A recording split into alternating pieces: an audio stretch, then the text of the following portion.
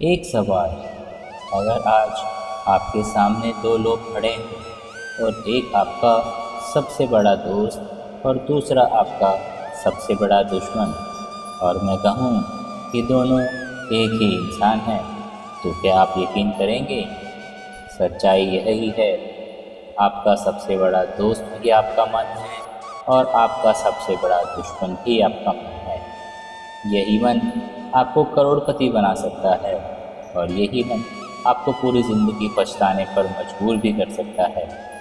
आज मैं आपको एक ऐसी ही कहानी सुनाने आया हूँ जिसे एक साधारण लड़के की ज़िंदगी पूरी बदल दी, और हो सकता है यह कहानी आपकी ज़िंदगी में आपको भी बदल दे। कहानी एक शहर में एक लड़के की है जिसका नाम श्याम हुआ करता था। उसका सपना था कि वह एक दिन अपने परिवार को गरीबी से मुक्ति दिलाए, लेकिन जैसे ही वह हर सुबह उठता उसकी अलार्म बजती। हर सुबह उसका मन कहता 10 मिनट और 10 मिनट और वह घंटों में बदल जाता। उसका मन रोज़ जीत जाया करता था और उसका सपना रोज़ हार जाया करता था।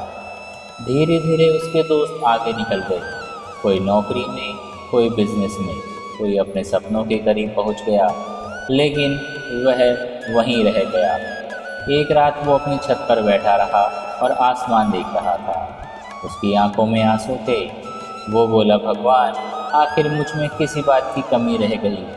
पीछे से एक आवाज़ आई कि कमी तुम्हारी मेहनत में नहीं, तुम्हारे मन की गुलामी में है। वह लड़का पीछे देखा तो एक बूढ़ा व्यक्ति पीछे खड़ा था। उसने कहा, अगर सच में अपनी ज़िंदगी बदलना चाहते हो तो कल सुबह मेरे साथ चलना। अगली सुबह दोनों एक ऊंचे पहाड़ पर पहुँचे। वहाँ दो भेड़िए लड़ रहे थे। एक बहुत ताकतवर था और दूसरा बहुत कमज़ोर। लड़के ने पूछा, इनमें कौन जीतेगा? तो वह बूढ़ा आदमी मुस्कुराया और बोलने लगा, जिसे तुम रोज़ खाना खिलाओगे वही जीतेगा। पर वह लड़का कुछ समझ नहीं पाया। बूढ़े आदमी ने कहा, तुम्हारे अंदर भी दो भेड़िए हैं। पहला आलस, डर, गुस्सा, बहाने और नकारात्मक सोच से भरा हुआ है, और दूसरा हिम्मत, अनुशासन, मेहनत, धैर्य और विश्वास से भरा हुआ है। हर दिन तुम जिस सोच को ज़्यादा सोचते हो वही ही मजबूत होती जाती है। उस दिन पहली बार उस लड़के को अपनी गलती समझ में आ गई। वह दुनिया से नहीं, अपने मन से ही हार रहा था। उसने अपनी ज़िंदगी उस दिन से बदलने का फैसला लिया। अब वह मन का नौकर नहीं, मन का मालिक बनना चाहता था। अगले दिन जैसे ही अलार्म बजा, उसका मन बोला, आज रहने दे। लेकिन वह लड़का उठ खड़ा हुआ, बोला, आज करना है।